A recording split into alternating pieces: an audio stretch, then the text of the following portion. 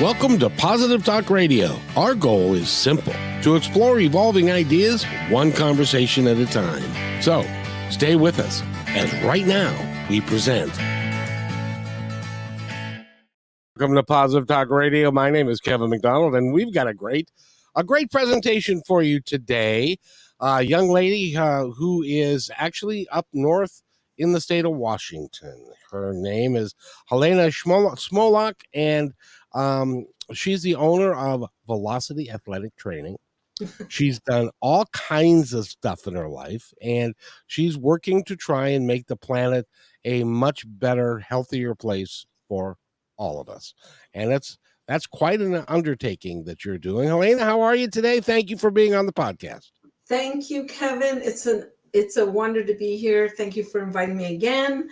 And yes, we have a very important subject to discuss. We're going to talk about, we're going to talk about nutrition. We're going to talk about proper eating and living our lives a little bit better. But more than that, we're talking about an entirely new way of trying to live as far as our society goes, and the nutrition that we have that we're using, and just a lot of things. And you are working with the United States government to do something, aren't you? I'm not actually working with them. I'm in support of the Biden administration to make Americans healthier by 2030. I'd say That's it was a couple months. Goal, by the way.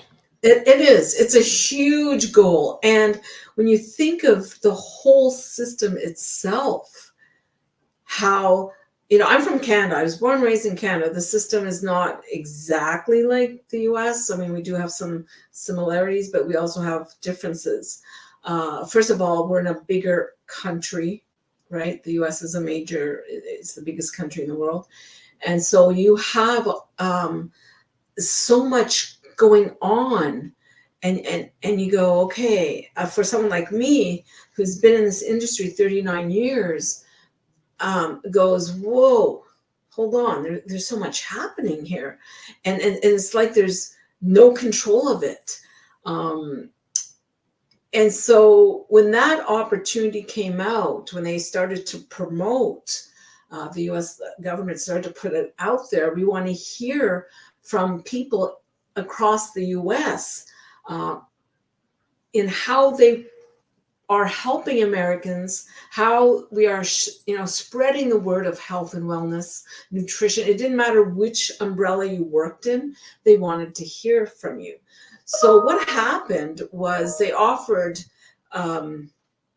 Americans an opportunity to create satellite events and to share what you're actually doing.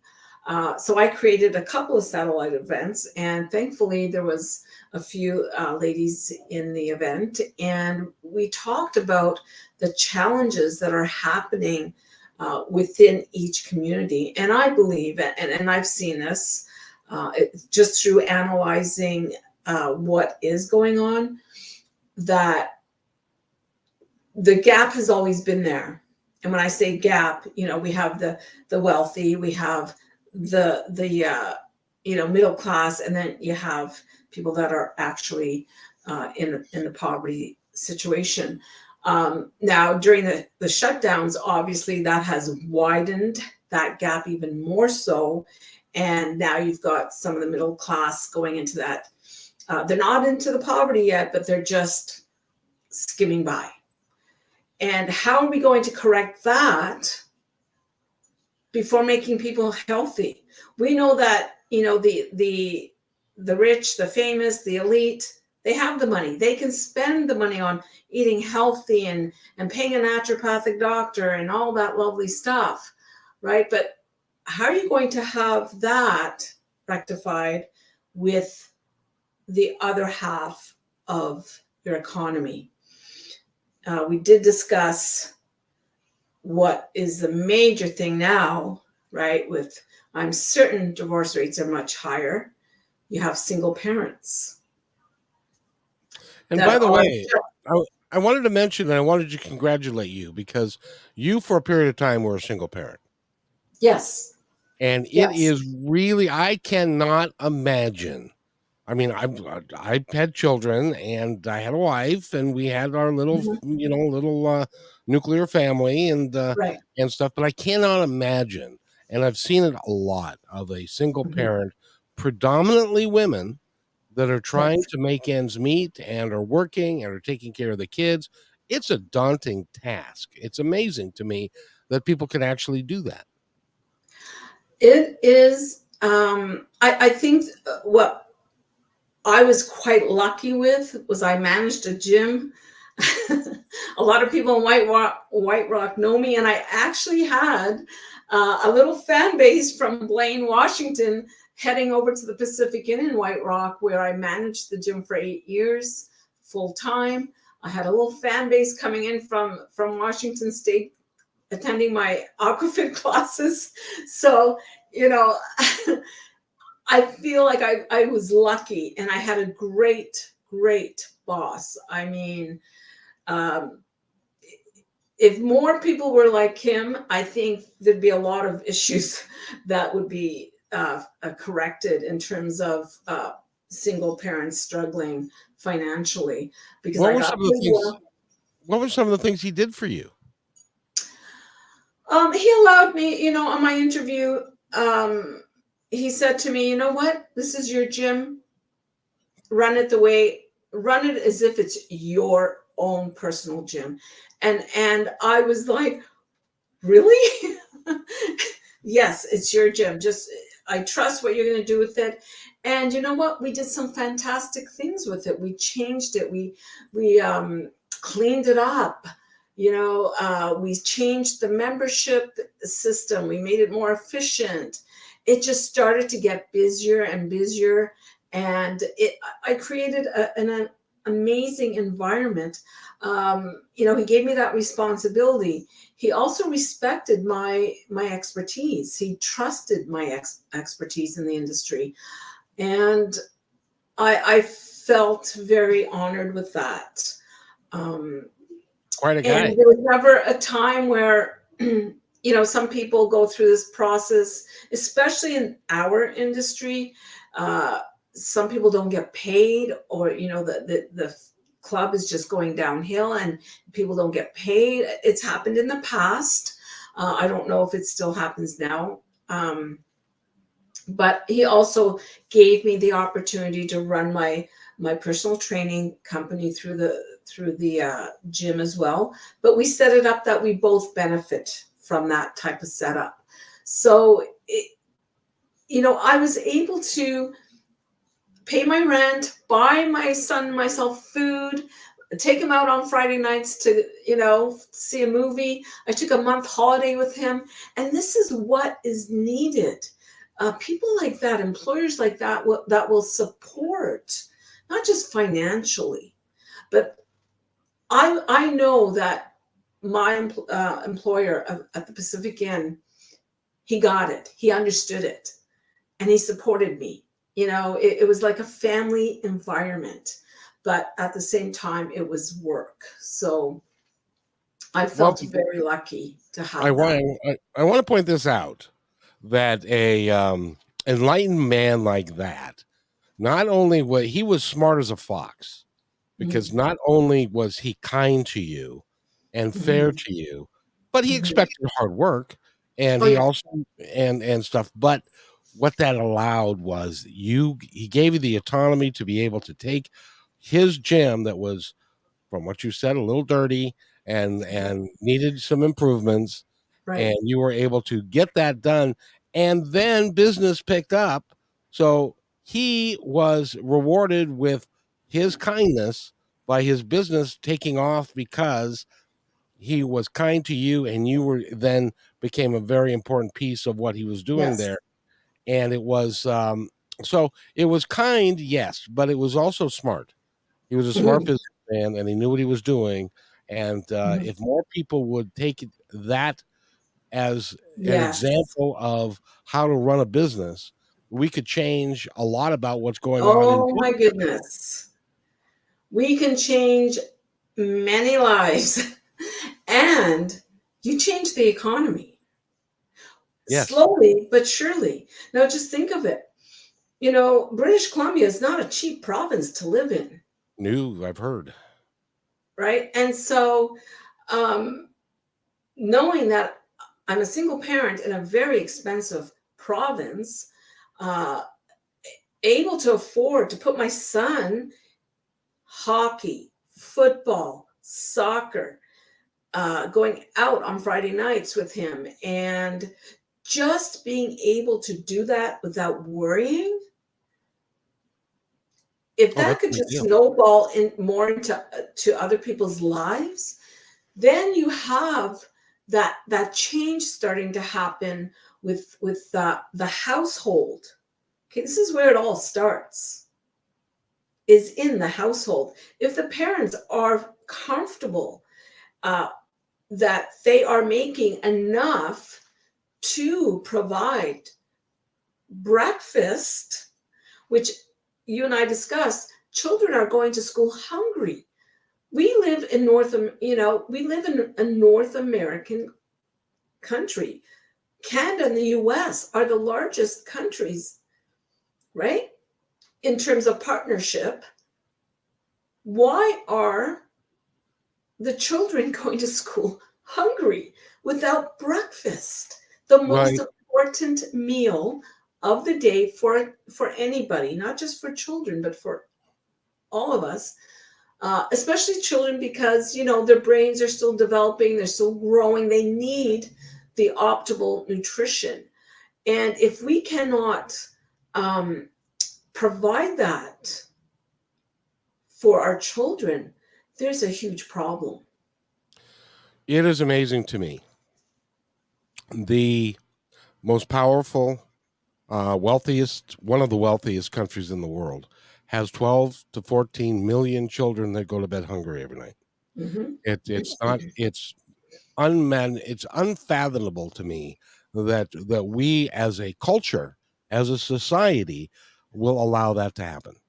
And we Yeah, do on an everyday basis. And if there wasn't for free school lunches in a lot of right. school districts, then those kids would not be getting anything. That's right. And they would be even hungrier, and that creates dissatisfaction. It creates a real problem in their lives, not just nutritionally, but also they feel like they don't have anything, and then that That's right. that snowballs into a lot of other things, and can create drug addiction, and which, by the way, is another thing that we've got to get Yes. our heads around, because we've got a Yes. horrible, horrible problem with drug addiction. I know a young lady that passed away several months ago. I think her friend is maybe listening, and it was a horrible shock to everybody, Mm. but it's happening all the time, and we Yeah, as a culture have got to really decide that we're not going to put up with this anymore, that we are going to make the changes necessary. And yeah, we pay a little bit more in taxes, so what?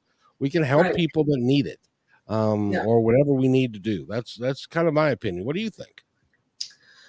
Well, I'll tell you, being a single mom in British Columbia, like you mentioned, the drug issue, that it does have that issue.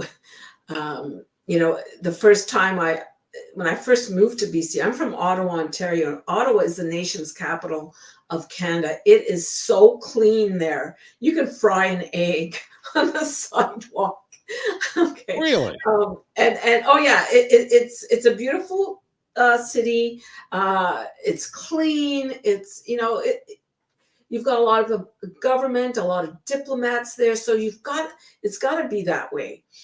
Um, so when I first moved to BC, my friend took me down to East Hastings. Now we're talking about that comes from Ottawa, and a friend of hers takes her to downtown Vancouver, East Hastings, where there are people crawling on all fours looking for something to put in, a drug to put into their body.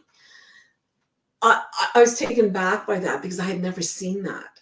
So, as a single mom, and you know what? I'm going to put this message out there for every parent, whether you're single or not. If you think that your kids are not being subjected to this, you're wrong. This is real stuff. You've got gangs that are just going after, they're targeting youth to do their dirty work for them. And I had to be very, very proactive in ensuring that my son, and trust me, we had our little arguments where I said to him, you have two options. Either you're under my roof and I go to work full time to ensure this roof stays over our head and that there's food on the table and that you can go out and I put you into sport. I had to go through this drill with him. And I said to him, as long as this is happening, you need to follow what I'm trying to teach you. So I established a relationship with my son where we had family discussions. And trust me, parents out there, you need to sit down with your children and let them know that they can come to you at any time and openly discuss what's going on.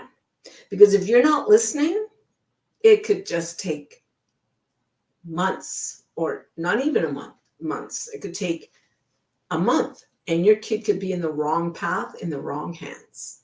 And it's happening. And that's the way it's happening, Kevin. I had to be one of these parents. I would sit there with my son and say, okay, so what's happening? And he would just go through what's happening at school, what's happening with his friends. And, he would even say to me, I don't even like you, Mom. And I'd say, oh, okay. Oh, well. So I had to let things bounce off of me to allow him to continuously communicate what's going on. And as he got older, I started to find out a lot of things. And I found myself heading to the high school on a Monday morning and saying to the vice principal, do you understand what's going on? And I thought after a while that I'm bothering the vice principal. And he said, you are not bothering me at all. I wish other parents were doing this.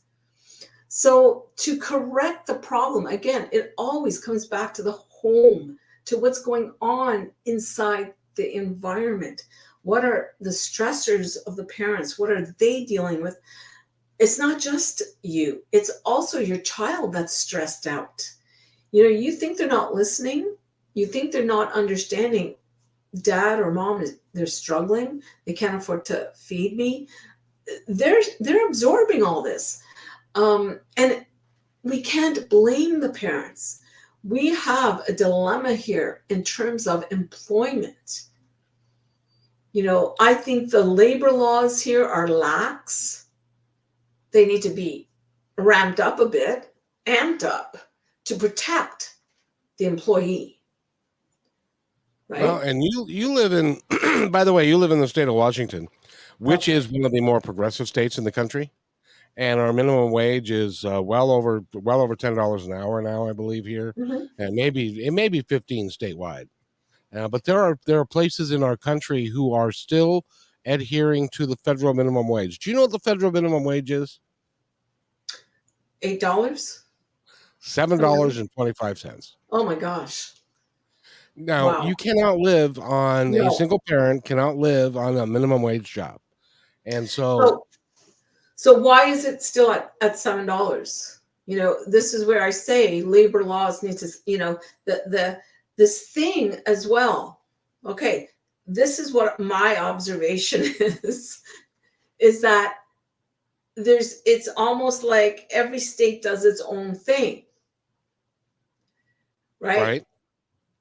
Let's eliminate every state doing its own thing and start uniting the states and creating.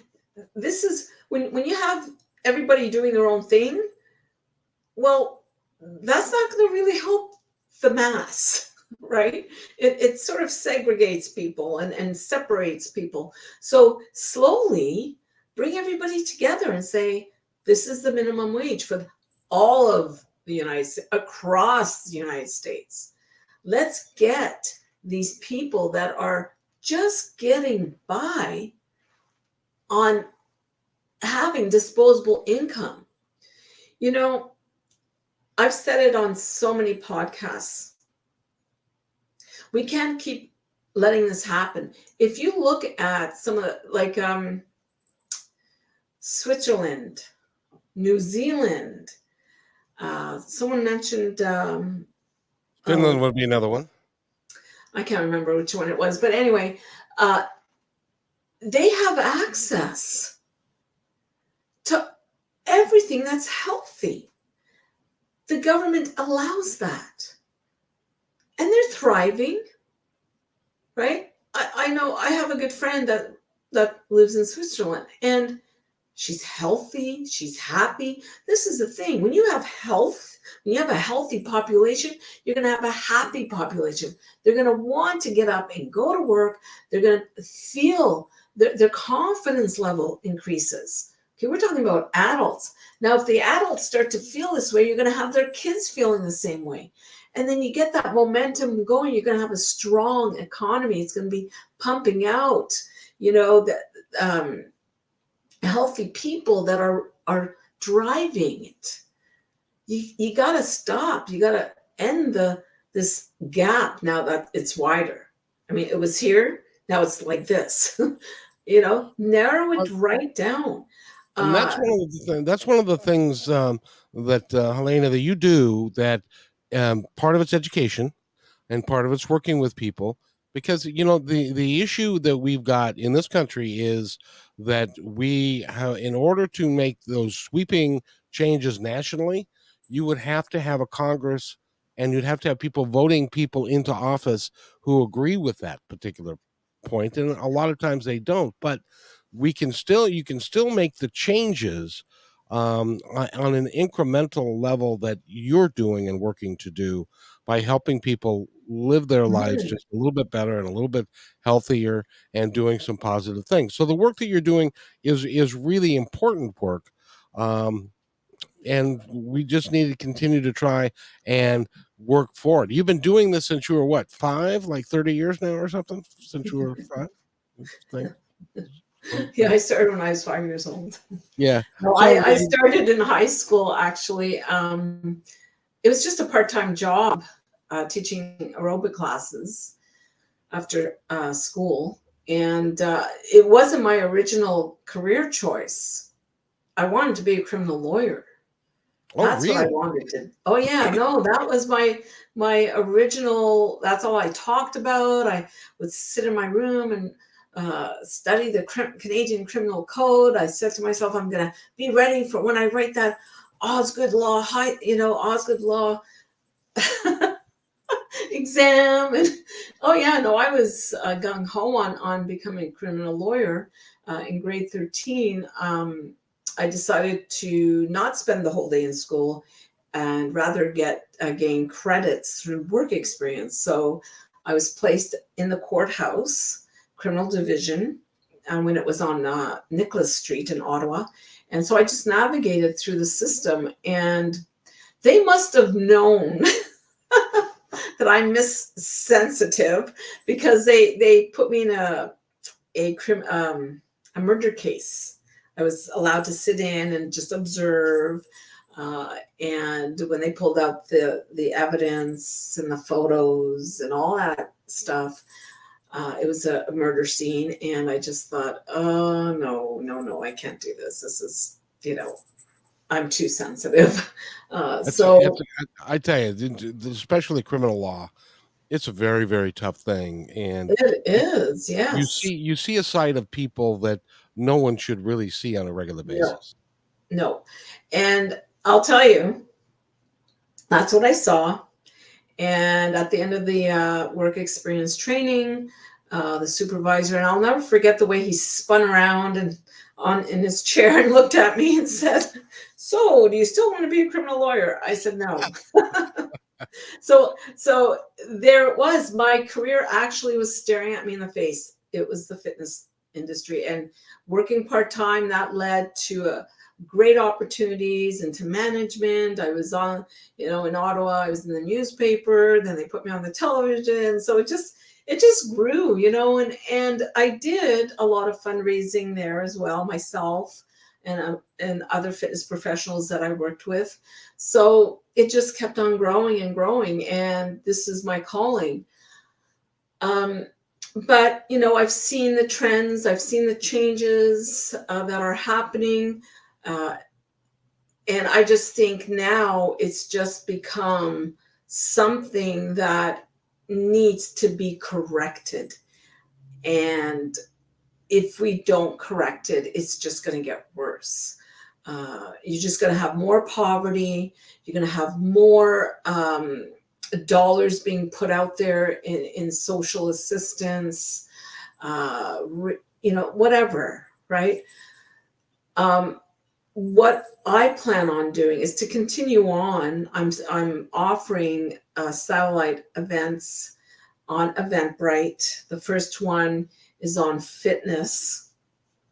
So that's just an opportunity for people to tune in and learn about, hey, how do I start this? How can I start getting myself out of this rut that I feel like I'm in? How do they Um, find that? Where can they go to access those courses?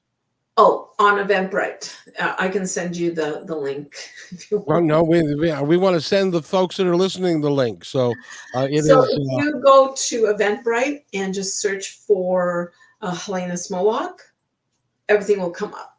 perfect, perfect. Yeah. So that and you're having these on a regular basis. They're starting in February because between now and February, I'm co-authoring a book. Oh, what are you writing?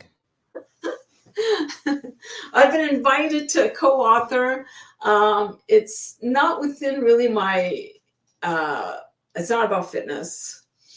It's more about what self-love got to do with it. So it's going to be tapping into things, just personal things.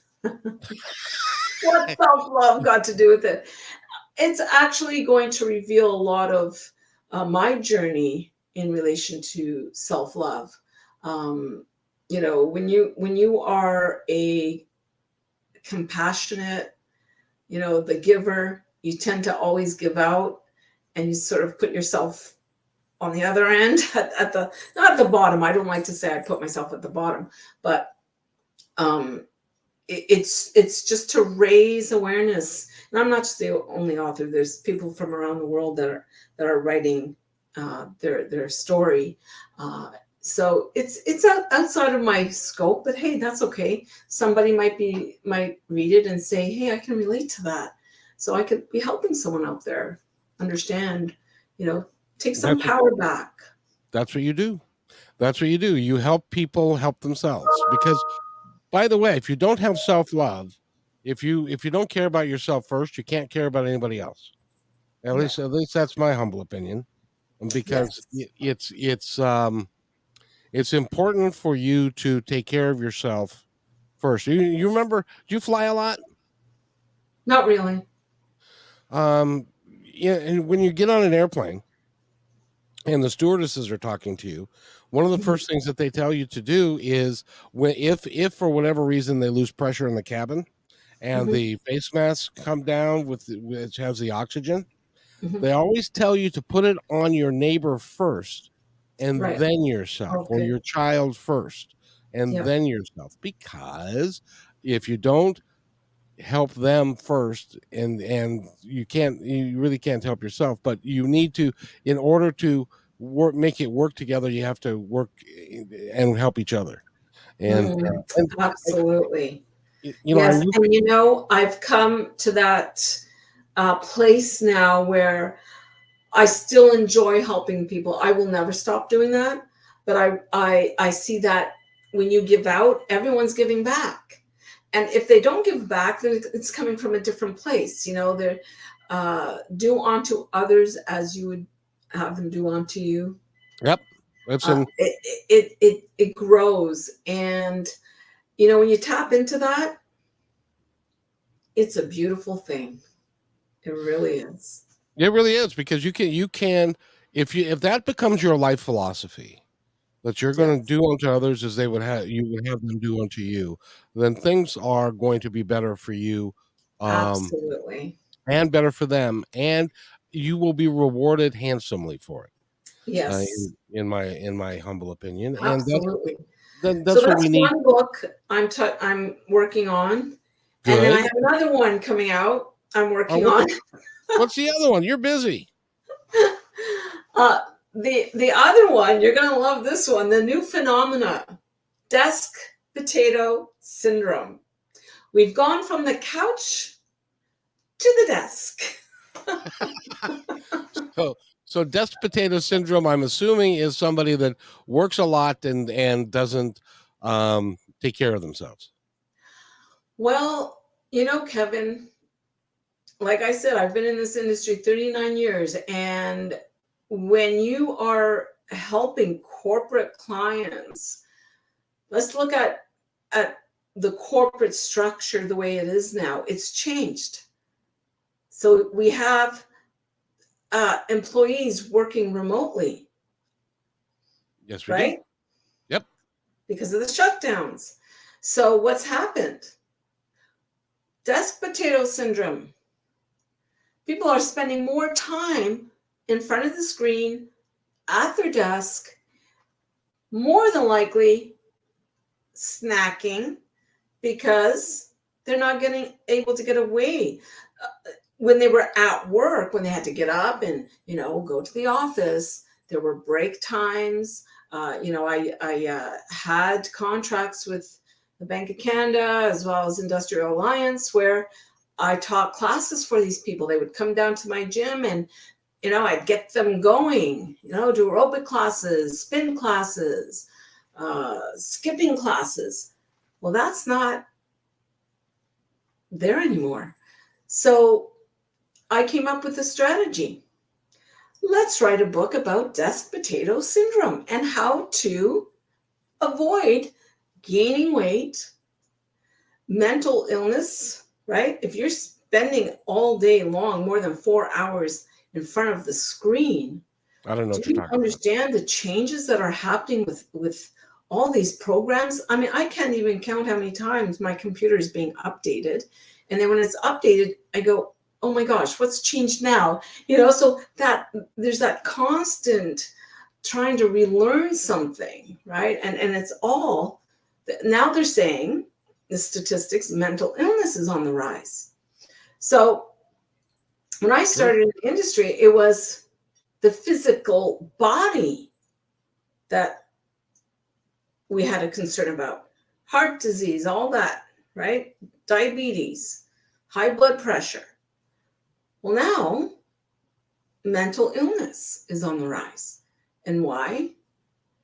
Well, we've been told to stay 6 feet apart from each other, and you've just lost your job, and you can't come to the office anymore because now you're working at home on the computer. So what's that doing to the human psyche? What's it doing? Stress, adding stress, right? I mean, I go, oh my gosh, what is going on with updates on the phone, updates on my computer? And you're just constantly adapting to all these little changes. And you go, okay, what do I have to do now to make that? So it's this book is going to be like a workbook as well, where people can journal. There's going to be some recipes in there, some suggestions as well as, what to have at the desk if you're going to spend more than 4 hours, and what fitness can you start incorporating, whether it's just starting out or whether you're, a seasoned fitness buff, how you can continue to maintain that. So that's what that book is all about. And it's to support people that are feeling lost, right? I hear it all the time. I feel lost. Well, It's happening more and more. Things are changing at now you've been around the planet for a little while, at least 39 years that we know about, yes. and consequently, so you're a little longer in the tooth like I am. Do you remember what it was like in the 60s and 70s? It's completely different. In those Yeah. days, we did not have the technology improvements and the quickness with which everything is moving. Everything's Mhm. moving at light speed. We didn't have Yes. computers. We didn't have cell phones. We didn't have hell. We didn't even have VCRs. And my kids are like, "You had no VCR," and Yeah. and We're video space games aliens. and all of that, and it's all changed, and everything's moving so much faster now. Yeah. Well, I was born in the 64.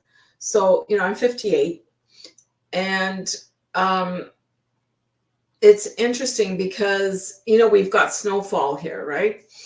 Now, I left Ottawa to get away from the weather and I moved to BC and there was snow there. I'm here in Blaine, Washington, and it's snowing. Not that I despise the snow. I love the snow. I think it's, beautiful. And so I took my dog out to the park yesterday and I started to reminisce about my sisters and I back when we were growing up in Ottawa. I mean, we had heavy snowfall and we had major snowbanks. So we would build a fort, we would do snow angels, we'd go tobogganing. And I thought, wow, life was so simple. It was a lot simpler then. I was thinking about it just the other day. My elementary school, it was a Lutheran school, was a Mhm. mile away from my house, Mhm. and I regularly now this is in the middle of the '60s.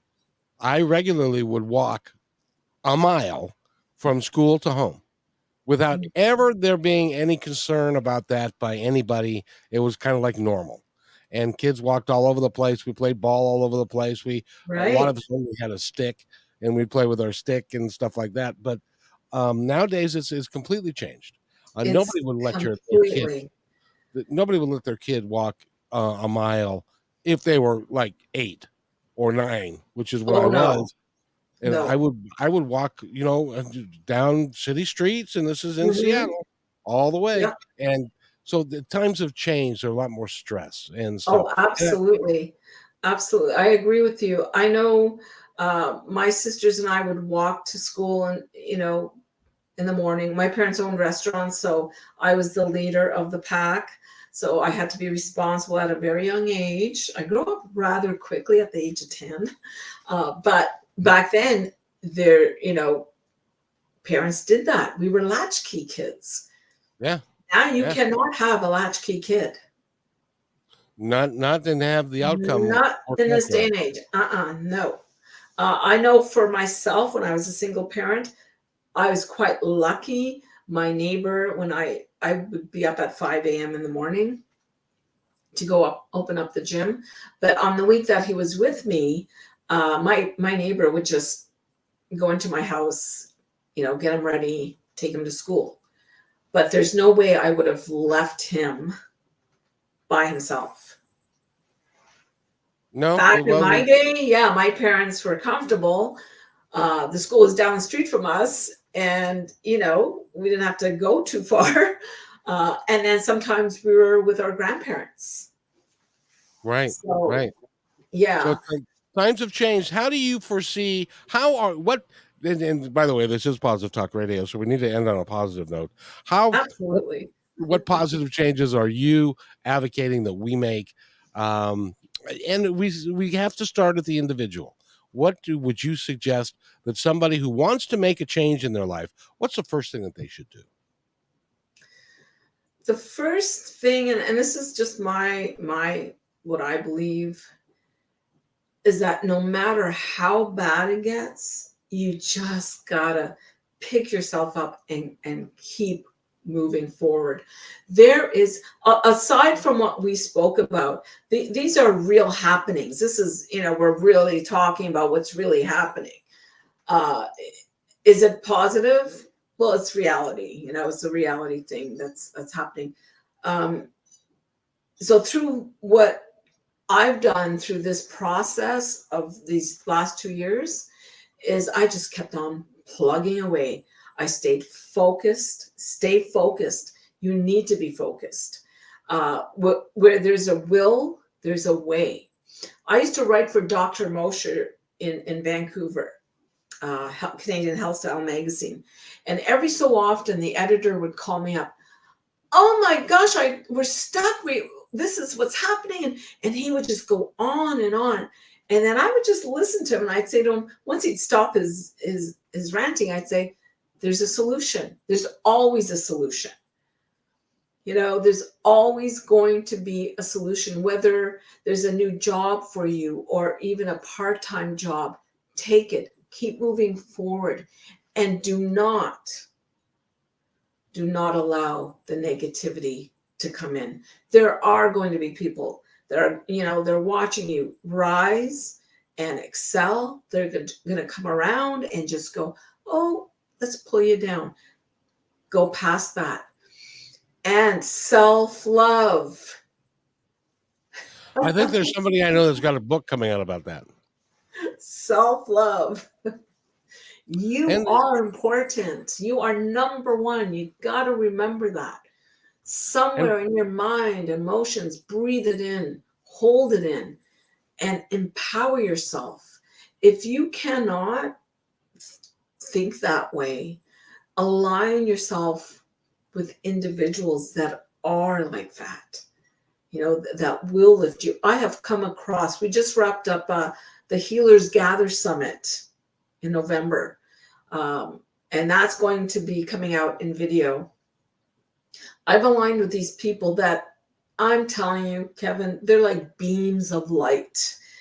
And I've learned so much from them.